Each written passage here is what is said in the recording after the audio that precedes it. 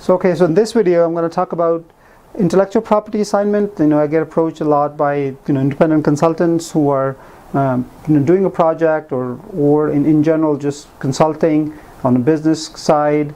Sometimes with cryptocurrency, blockchain, and sometimes it's just software consulting.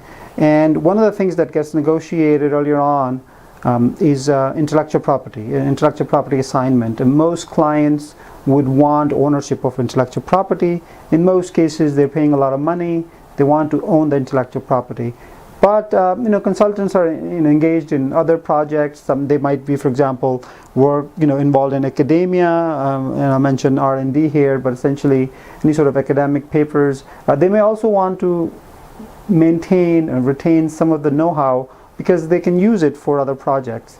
When you're negotiating intellectual property assignment, in most cases you'll have to assign the IP over to the customer, to the client, but you could and you should, in most cases, negotiate carve-outs. There are different types of carve-outs, but the two key carve-outs that I would try to negotiate is a broader cross-license. And what I mean by that is, you've assigned the intellectual property over to the client, and now the client is granting you a cross-license. It could be a limited cross-license, and there could be some use restrictions, but you want to be able to negotiate those use restrictions, primarily the R&D for some of the work you're doing. For example, if you're writing white papers or if you're doing other academic research, you want to be able to control.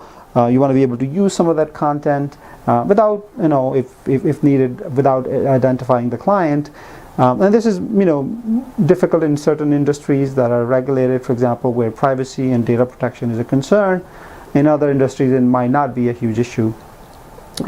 Also, you want to build a know-how system. So over time, you want to be able to use some of that content to develop your own know-how, so you could grow. So you should definitely ask for a carve-out for a cross-license, or just a right to use that is more than just being able to cite the name of the client and the project you did, which is the second point that you should negotiate, which is publicity rights. So publicity rights essentially say that, hey, I did this project for this client, and essentially a general description of the project. Now these publicity rights will allow you to, for example, use the client's name in any proposal you send to other clients or customers, use it on your website, and also include them in your marketing material as well. On the flip side, though, so most clients, if you've done something for them that is crucial to the product, or in general crucial to the company, they may, for example, want to have control over, and they want to be able to use your name and likeness in any investor documents. There are certain risks with allowing a company to do that, especially in industries where people are using these documents, using your name in an investor document that will be, for example, sold to investors. And that's where we've seen cases from SEC and state securities regulators coming after some of the consultants as well, primarily in the blockchain and cryptocurrency industries.